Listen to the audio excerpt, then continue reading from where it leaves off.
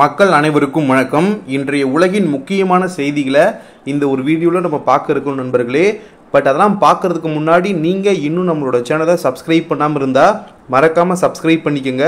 வாங்க இப்போ நம்ம செய்திகளை ஒவ்வொன்றாக விரைவாக பார்க்க ஆரம்பிப்போம். முதல் செய்தியை நம்ம பார்க்க போகிறது இந்தியா பிரிட்டன் தொடர்பான செய்தி தான். அதாவது இந்தியாவுக்கும் பிரிட்டனுக்கும் இடையிலான வரலாற்று சிறப்புமிக்க வர்த்தக ஒப்பந்தம் கையெழுத்தாயிருக்கு நண்பர்களே. அரசுமுறை பயணமாக லண்டனுக்கு சென்றிருந்த நம்மளோட பாரத பிரதமர் திரு நரேந்திர மோடி அவர்கள் பயணத்தோட ஒரு பகுதியாக பிரிட்டன் பிரதமர் கீர் ஸ்டார்மரை சந்தித்து பேசியிருக்காங்க. இந்த சந்திப்பின் போதுதான் இந்தியாவுக்கும் பிரிட்டனுக்கும் இடையிலான தடையற்ற வர்த்தக ஒப்பந்தம் கையெழுத்திடப்பட்டிருக்கு நண்பர்களே. இது ஒரு முக்கியமான ஒப்பந்தமாக பார்க்கப்படுது. இதுல நம்ம இந்தியாவை எடுத்துக்கிட்டோம்னா ஏற்கனவே ஐரோப்பிய ஒன்றிய நாடுகள் அப்புறம் அமெரிக்காவுடன் வர்த்தக பேச்சுவார்த்தையை நடத்தி வந்துகிட்டு இருக்காங்க. இந்த சூழல்ல தான் பிரிட்டனுடன் இந்த தடையற்ற வர்த்தக ஒப்பந்தம் கையெழுத்தாகி இருப்பது இந்தியாவின் வெளிநாட்டு வர்த்தகத்திற்கு மிகப்பெரிய வகையில் ஊக்கம் தரும் அப்படின்ற மாதிரி பார்க்கப்படுது. ஒரு நல்ல காரியம் நல்ல விஷயம் நடந்து முடிஞ்சிடுச்சு அப்படின்னு நம்ம சொல்லலாம் நண்பர்களே.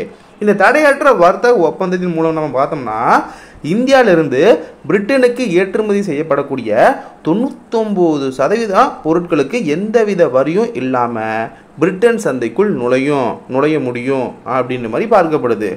இந்தியாவிலிருந்து உற்பத்தி செய்யப்படக்கூடிய துணிமணிகள், ஜெனரிக் மருந்துகள், மருத்துவ கருவிகள், தோல் பொருட்கள், வேளாண்மை பொருட்கள், அப்புறம் ரசாயன பொருட்கள் போன்றவற்றை பிரிட்டன் சந்தையில் இறக்குமதி வரி 0 குறைக்கப்பட்டிருக்கு நண்பர்களே. அதாவது எந்த ஒரு வரியுமே இல்லாம இந்த பொருட்கள் எல்லாமே பிரிட்டனோட சந்தைக்கு நேரடியாக நுழையும் நண்பர்களே. இதுதான் இந்த ஒரு 0 வரி அப்படின்ற மாதிரி பார்க்கப்படுகிறது. அதே போல பிரிட்டனை சேர்ந்த நிறுவனங்களும் இந்தியாவில் தங்களுடைய பொருட்களை விற்பனை செய்வதையும் எளிதாக்கப்பட்டிருக்குது. குறிப்பாக எலக்ட்ரிக் கார்கள், விஸ்கி அதாவது இந்த மதுபானங்கள், காஸ்மெட்டிக் பொருட்கள், மருந்துகள் இந்திய சந்தைக்குள்ள நுழைவது எளிதாக இருக்கும். மேலும் வரி இல்லாததால அவை குறைந்த விலைக்கு விற்பனை செய்ய முடியும்.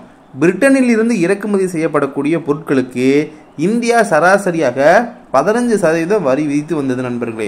அது இப்ப 3% குறைய போகிறது நண்பர்களே.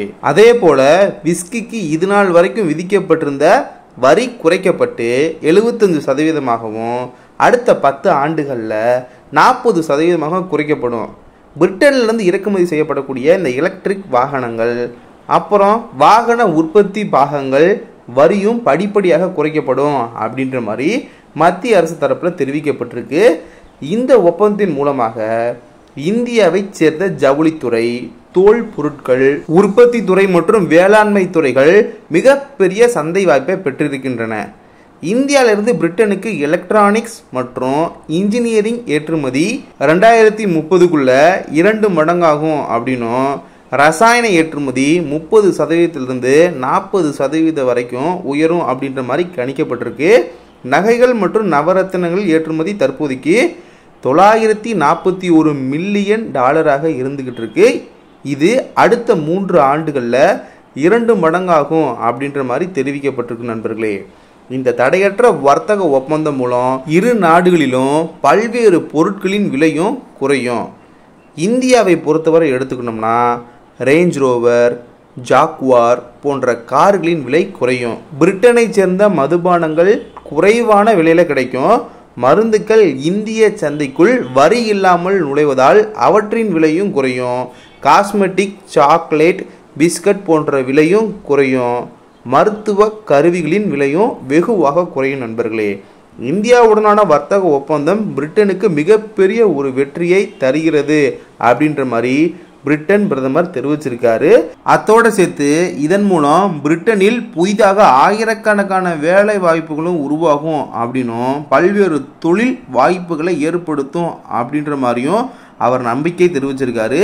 மெயினா இந்தியாவில் இருந்து $6 பில்லியன் முதலீடு பிரிட்டனுக்கு வரப்போகிறது என்றும் அவர் நம்பிக்கை தெரிவிச்சிருக்கார் நண்பர்களே. ஓவராலா பார்த்தோம்னா 2 நாடுகளும் பயனளிக்கக்கூடிய வகையில் பயன்பெறக்கூடிய வகையிலான ஒரு முக்கியமான ஒப்பந்தமாக இந்த ஒப்பந்தம் அமைஞ்சிருக்கு. ஸோ இதனால ஒரு சீரும் சிறப்புமான ஒரு நல்ல விஷயம் நடந்து முடிஞ்சிருக்கு அப்படின்றத நம்ம மகிழ்ச்சியோட இந்த ஒரு விஷயத்தை நம்ம சொல்லலாம். அடுத்த செய்தியாக ஒரு வேதனை அளிக்கக்கூடிய வகையிலான ஒரு துக்கமான செய்தி தான் நண்பர்களே. ரஷ்யாவில் விமான விபத்து ஏற்பட்டிருக்கு. என்ன அப்படின்றத பார்த்துடலாம். அதாவது ரஷ்யாவில் இன்னைக்கு An-24 அப்படின்னு சொல்லப்படக்கூடிய பயணிகள் விமானம் திடீரென மாயமாகிருக்கு நண்பர்களே. அந்த விமானம் அமூர் பகுதியில் விழுந்து நொறுங்கி தீ பிடிச்சி எரிஞ்சிருக்கு.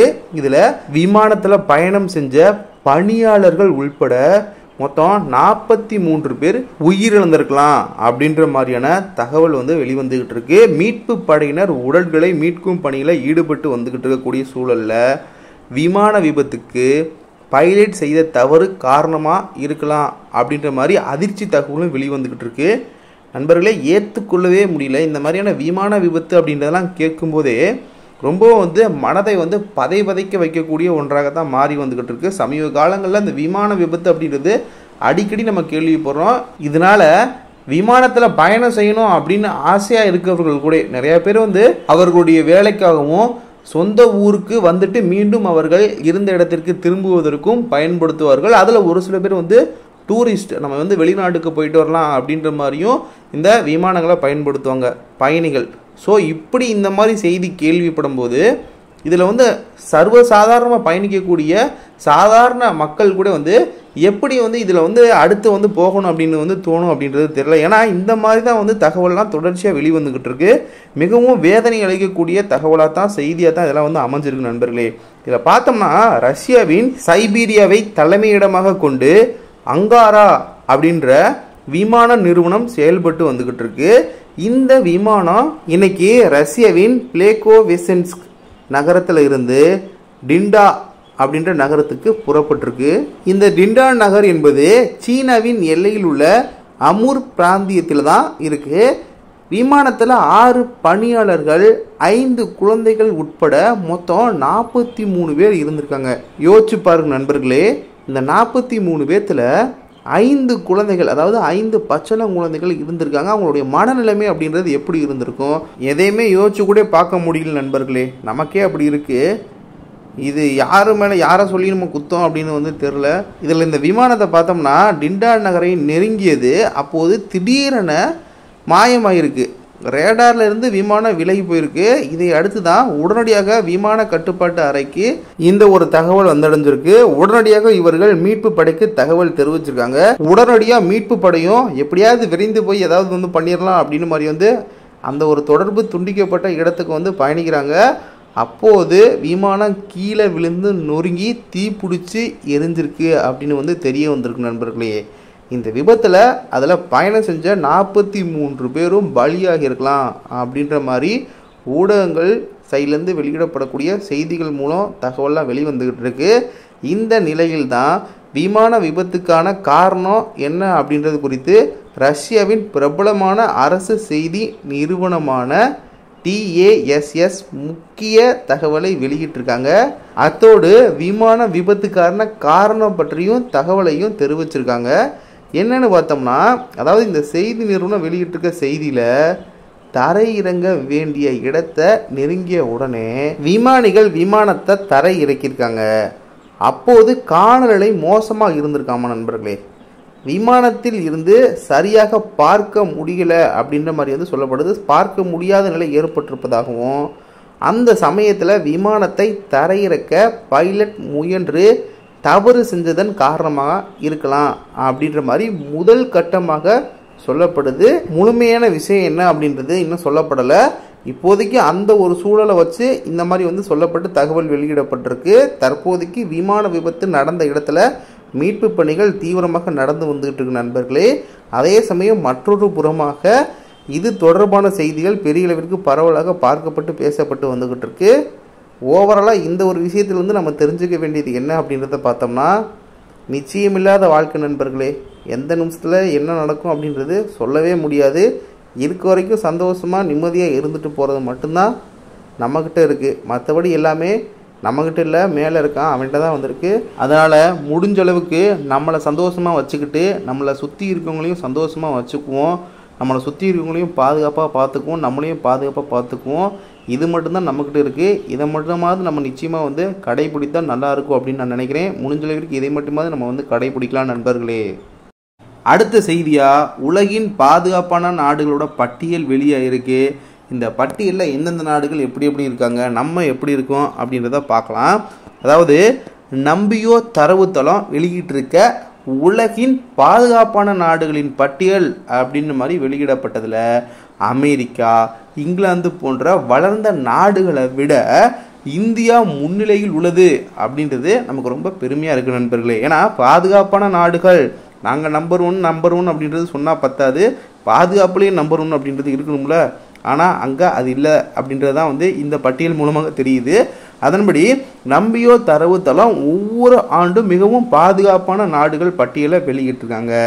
நம்பியோ பாதுகாப்பு குறியீட்டின்படி 2025ஆம் ஆண்டில் உலகின் பாதுகாப்பான நாடாக பிரான்ஸ் மற்றும் ஸ்பெயினுக்கு இடையில் பைரனிஸ் மலையில் அமைந்துள்ள ஒரு சிறிய ஐரோப்பிய நாடான அண்டோரா அப்படின்ற இந்த ஒரு நாடு இருக்கு நண்பர்களே. ஐக்கிய அரபு அமீரகம், கத்தார், ஓமன் ஆகிய 3 மத்திய கிழக்கு நாடுகள் உலகின் மிக குறைந்த குற்ற சதவீதம் மற்றும் வலுவான பாதுகாப்பு உள்கட்டமைப்பு கொண்ட முதல் 5 நாடுகளில் இடம்பெற்றிருக்காங்க. பாரம்பரியமாக பாதுகாப்புக்கான நாடுகளாக கருதப்படக்கூடிய அமெரிக்கா, இங்கிலாந்து போன்ற வளர்ந்த நாடுகளை விட இந்தியா இதில் முன்னிலையில் இருக்காங்க நண்பர்களே. 147 நாடுகளில் இந்தியா 55.7 புள்ளிகளுடன் 66வது இடத்துல இடம் பிடிச்சிருக்காங்க. இங்கிலாந்து பார்த்தோம்னா 51.7 புள்ளிகளுடன் 87வது இடத்தையும், அமெரிக்கா 50.8 புள்ளிகளுடன் 89வது இடத்தையும் பிடிச்சிருக்காங்க. தெற்காசிய நாடுகளில் பார்த்தோம்னா சீனா 76 புள்ளிகளுடன் 15வது இடத்தையும், இலங்கை 59வது இடத்தையும், பாகிஸ்தான் 65வது இடத்தையும், வங்கதேசம் 126வது இடத்தையும் பிடிச்சிருக்கு. இதில் கொஞ்சம் காமெடியான விஷயமா ஒன்று மட்டும்தான் பார்க்கப்படுது. என்னென்னா நம்ப முடியல, நம்ம பாகிஸ்தானுக்கு அப்புறமா அவ்வளோ பாதுகாப்பில் கம்மியாக இருக்கும் அப்படின்னு நினச்சா கொஞ்சம் யோசிக்கக்கூடிய ஒன்றா தான் இருக்குது. ஏன்னா நம்மளைய விட பாகிஸ்தான் ரொம்ப பாதுகாப்பான நாடு அப்படின்ற பட்டியலில் வெளியிடப்பட்டிருக்கு நண்பர்களே. இந்த பட்டியலை பார்க்கும்போது இந்த ஒரு இடத்துல மட்டும்தான் கொஞ்சம் சந்தேகம் வருது, பட்டியல் உண்மையா அப்படின்னு. இருந்தாலும் பார்ப்போம், ஓரளவிற்கு இவர்களுடைய கணிப்பு சரியாக இருக்க மாதிரி தான் சொல்லப்படுது. ஆனால் பாகிஸ்தான் மட்டும் எங்கேயோ கொஞ்சம் இடிக்கிற மாதிரி தெரியுது நண்பர்களே. சரி, ஓகே இருந்துட்டு போட்டோம். நம்பியோ பாதுகாப்பு குறியீட்டின்படி பார்த்தோம்னா அண்டரோ, அப்புறம் ஐக்கிய அரபு அமீரகம், Qatar, Taiwan, Oman, Isle of Man, Hong Kong, Armenia, Singapore, Japan ஆகிய நாடுகள் தான் முதல்ல 10 இடத்தை பிடிச்சிருக்காங்க. இந்த தரவரிசையில் 19.3 புள்ளிகளுடன் கடைசி இடத்தை, அதாவது மோசமான பாதுகாப்பு கொண்ட நாடு அப்படின்ற மாதிரி வெனிசுலா இருக்கு நண்பர்களே. அதாவது மோசமான நாடு அப்படின்னு மாதிரி ஒரு பட்டியல் தயாரிக்கப்பட்டிருக்கு. அந்த பட்டியலில் கடைசி நாடு அப்படின்னு வெனிசுலா சொல்லப்படுது. அப்போ எந்த அளவிற்கு அங்கே பாதுகாப்பு இருக்கும் அப்படின்றத நீங்கள் புரிஞ்சுக்கலாம்.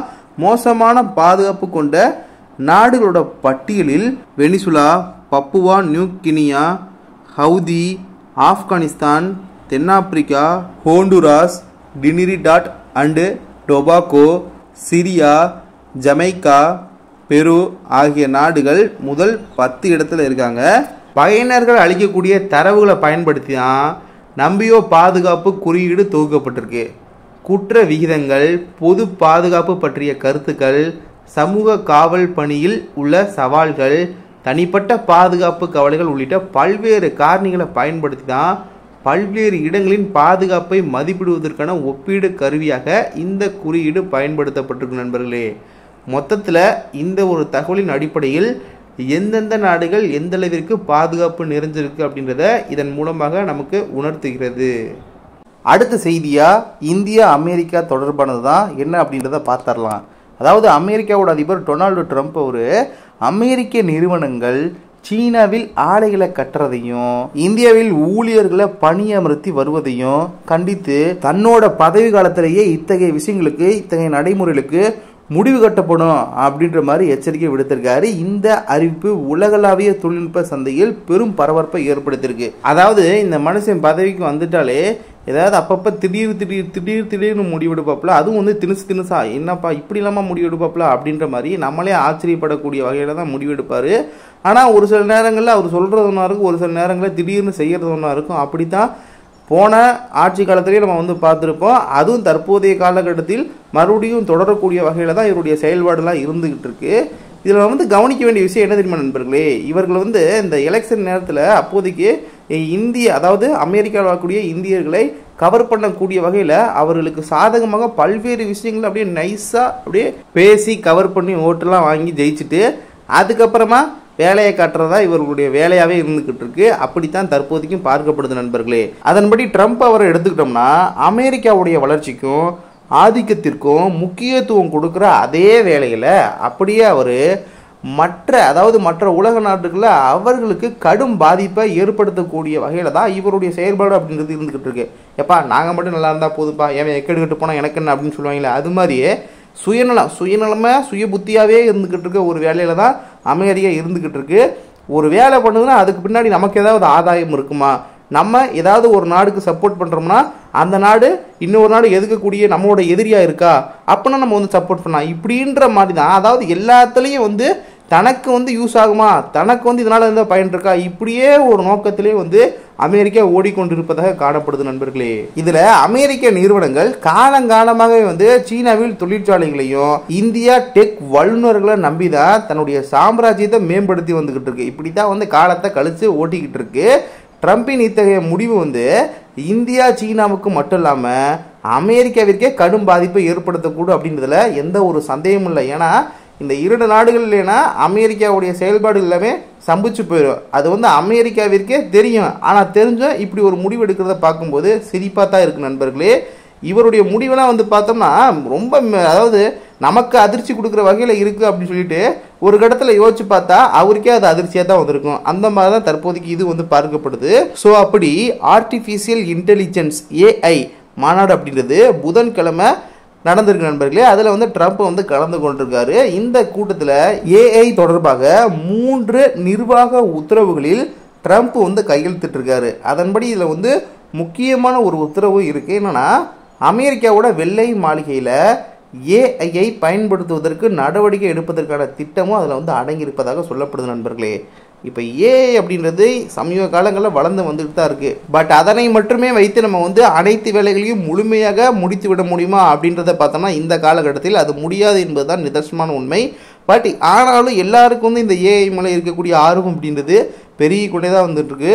அந்த அளவிற்கு வந்து இவர்களுடைய வேலைப்பாடுகள் ஒரு புறம் AI நோக்கி நகர்த்தி கொண்டிருந்தாலும் மற்றொரு புறமாக இதனால் பின்னாடி மனிதர்கள் வேலையற்று போகக்கூடிய ஒரு சூழல் அப்படின்றது உருவாகுது அப்படின்றதும் அத்தோடு சேர்த்து வேலையின்மையும் அதிகரிக்க போகுது அப்படின்றது தான் ஒரு நிதர்சனமான உண்மையாக இந்த ஒரு காலகட்டங்களில் மாறி வந்துக்கிட்டு இருக்கு. ஆனால் இனி வரக்கூடிய காலகட்டங்களில் இது பெரிய அளவிற்கு வளர்ச்சி அடையும் போது இன்னும் பெரிய அளவிற்கு பாதிப்புகளை சந்திக்க ஆரம்பிப்போம் அப்படின்றதுல எந்த ஒரு சந்தேகமும் இல்லை. இதை தொடர்ந்து அப்படியே நம்ம இந்த AI சமிட்டில் பார்த்தோம்னா ட்ரம்ப் வந்து பேசியிருக்காரு. என்னன்னா நீண்ட காலமாக அமெரிக்க டெக் நிறுவனங்கள் உலகமயமாக்கலை தீவிரமாக பின்பற்றியது மூலம் பல கோடி அமெரிக்கர்களுக்கு நம்பிக்கை இழக்க செய்து துரோகம் செய்துள்ளதாக ட்ரம்ப் குற்றம் சாட்டியிருக்காரு. இதை தொடர்ந்து அவர் மேல என்ன பேசியிருக்காருன்னா அமெரிக்காவின் பெரிய டெக் நிறுவனங்கள் அமெரிக்காவின் சந்தை வாய்ப்புகளை பெற்றுக்கொண்டு சீனாவில் ஆலைகளை கட்டியும் இந்தியாவில் ஊழியர்களை பணியமர்த்தி அயர்லாந்தில் லாபத்தை குறைத்து வருகின்றன. இதே நேரத்தில் அமெரிக்க நிறுவனங்கள் சொந்த நாட்டு மக்களை புறக்கணித்து சில சமயங்களில் அவர்களை பணியமர்த்துவதில் தடையும் விதிக்கும் நிலை உள்ளது. ஆனால் என்னுடைய ஆட்சியில் இனி இதுபோன்று நடக்கக்கூடாது.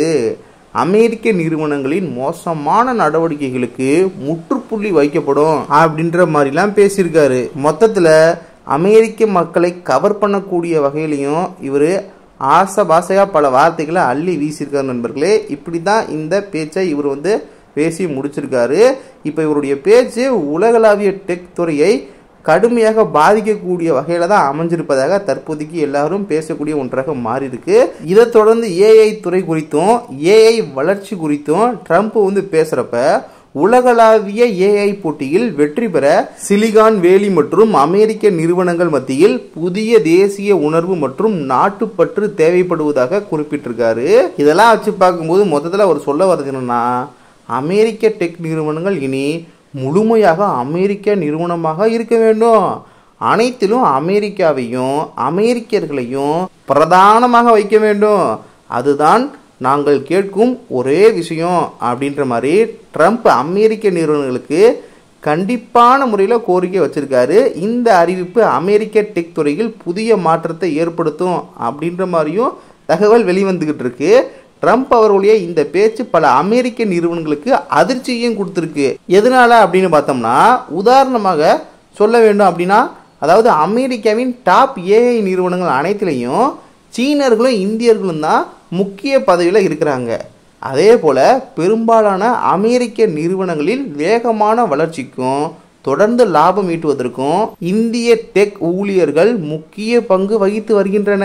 நண்பர்களே, உங்களுக்கு கேட்டிருக்கோம் அப்படின்னு நினைக்கிறேன். மறுபடியும் சொல்கிறேன், இந்திய டெக் ஊழியர்கள் முக்கிய பங்கு வகித்து வருகின்றனர். இதில் லாபம் ஈட்டக்கூடிய வகையில், அதாவது வேகமாக வளர்ச்சிக்கும் லாபம் ஈட்டுவதற்கும் இந்திய டெக் ஊழியர்கள் தான், அமெரிக்க டெக் ஊழியர்கள்னு வரவில்லை. அதாவது இந்த சொல்லுவாங்க படத்தில், அந்த ஆள் காதல் இருக்கிறது நல்லா அடித்து சொல்லு, நல்லா இன்னும் சேர்த்து அடித்து சொல்லு அப்படின்ற மாதிரி எல்லாரும் வந்து திருப்பி அமெரிக்க டெக் கம்பெனிலாம் சொல்லுங்கள், அவர் காதில் கேட்குற மாதிரி நல்லா விழுகிற மாதிரி சொல்லுங்கள். யாருனால வளர்ச்சி அடையுது, எதனால லாபம் வருது, யார் யார் வந்து என்ன மாதிரி சிறப்பாக செயல்பட்டு எவ்வாறு பணியாற்றனால எவ்வாறு லாபம் பெற்று நாங்களாம் வந்து வளர்ந்து வந்துக்கிட்டு இருக்கோம் அப்படின்றத அந்த மனுஷன் காதில் கேட்குற மாதிரி நல்லா சொன்னால் நல்லாயிருக்கும் அப்படின்றதான் என்னோட கருத்தாக இருக்கு நண்பர்கள். ஏன்னா அந்த அளவிற்கு இந்திய டெக் ஊழியர்களை நம்பி தான் அமெரிக்காவுடைய டெக் நிறுவனங்கள் இயங்கி வந்துகிட்டு இருக்கு அப்படின்றது அமெரிக்க டெக் நிறுவனங்களுக்கே நன்கு தெரியும். ஸோ இப்படி இருக்கக்கூடிய சூழலில் வீராப்பா தலைவர் வந்து இப்படி பேசிட்டு போயிட்டு இருக்காரு. அதாவது இந்த நம்ம கேட்டிருப்போம் இந்த காமெடியை கூட, அதாவது எவன் எழுதி கொடுத்த டைலாக்னு இந்த மனசு இப்படி பேசிட்டு போயிட்டு இருக்காரு அப்படின்ற மாதிரி தான், யாரோ எழுதி கொடுத்த மாதிரி டக்குனு இந்த மனசு வாட்டுக்கு இப்படி வந்து பேசிட்டு போயிட்டு இருக்காரு. இதனால பாதிப்புகளை சந்திக்க போகிறது என்னமோ இவர் கிடையாது, அமெரிக்காவுடைய டெக் நிறுவனங்கள் தான். இவர் சொல்ற மாதிரியான விஷயங்களை கடைபிடிச்சா பாதிப்புகளை சந்திக்க நேரிடும். அதாவது இப்போ இந்த ஒரு காலகட்டத்தில் யாருனாலும் நம்ம பயன் அடைஞ்சுக்கிட்டு இருக்கோம், அவர்களுக்கு எவ்வாறு மரியாதை செலுத்தணும் அப்படின்றது கூட தெரியாமல் அவர் வாட்டுக்கு ஏதாவது ஒன்று பேசணும் அப்படின்ற நோக்கத்தில் பேசிகிட்டு இருக்காரு. மொத்தத்தில் அமெரிக்காவுடைய மக்கள் மனதில் இடம் பிடிக்கணும் அப்படின்ற வகையில் தான் இவருடைய பேச்செல்லாம் வந்து அமைஞ்சிருக்கு நண்பர்களே. இதில் காமெடியான விஷயம் என்ன அப்படின்றத பார்த்தோம்னா, இவர் சொல்லியிருக்க இந்த ஒரு விஷயம் அப்படின்றது அமெரிக்காவுடைய டெக் நிறுவனங்களுக்கே தூக்கி வாரி போட்டிருக்க ஒரு அறிவிப்பாக தான் வந்து பார்க்கப்பட்டு வந்துக்கிட்டு இருக்கு. இப்படி இருக்கும் சூழ்நிலையில் அமெரிக்க நிறுவனங்கள் இனி சீனாவில் தொழிற்சாலை அமைப்பதிலையும் இந்தியாவில் டெக் ஊழியர்களை நியமிப்பதிலையும் தயக்கம் காட்டும் அப்படின்ற கேள்வி எழுந்திருக்கு.